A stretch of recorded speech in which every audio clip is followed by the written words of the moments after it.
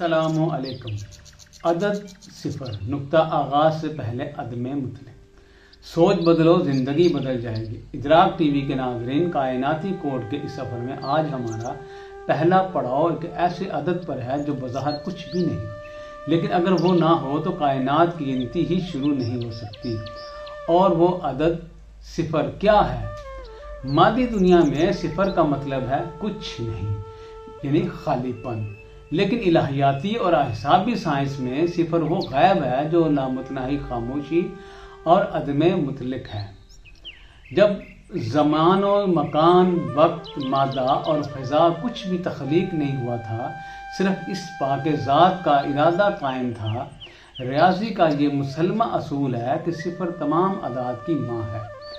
آپ دنیا کا بڑے سے بڑا عدد لکھ لیں، جب تک اس کے پیچھے صفر نہیں لگے گی اس کی قوت اور طاقت نہیں بڑھے گی۔ صفر خود پوشیدہ رہتا ہے، لیکن جس کے ساتھ جڑ جائے اس کی قیمت کو 10 گنا بڑھا دیتا ہے۔ فزکس کہتی ہے کہ کائنات کی پیدائش سے پہلے ایک ایسی حالت تھی جہاں درجہ حرارت، وقت اور فاصلہ سب صفر تھے۔ یہ وہ مقام غیب ہے جسے صوفیہ مقام ذات کہتے ہیں۔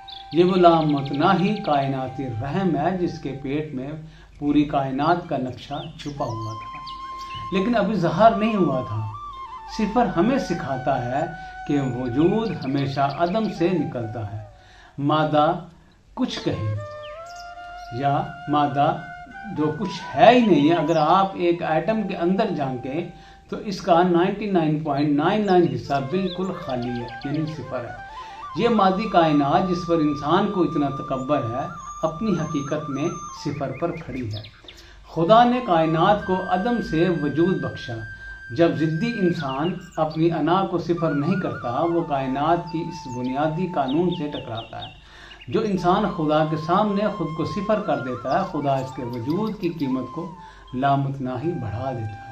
صفر وہ غیب ہے جہاں سے کائنات کا سفر شروع ہوا، لیکن جب اس سفر نے حرکت کی تو کائنات کا پہلا وجود ظاہر ہوا، جسے فزکس سنگولیرٹی اور الہیات وحدت کہتی ہے۔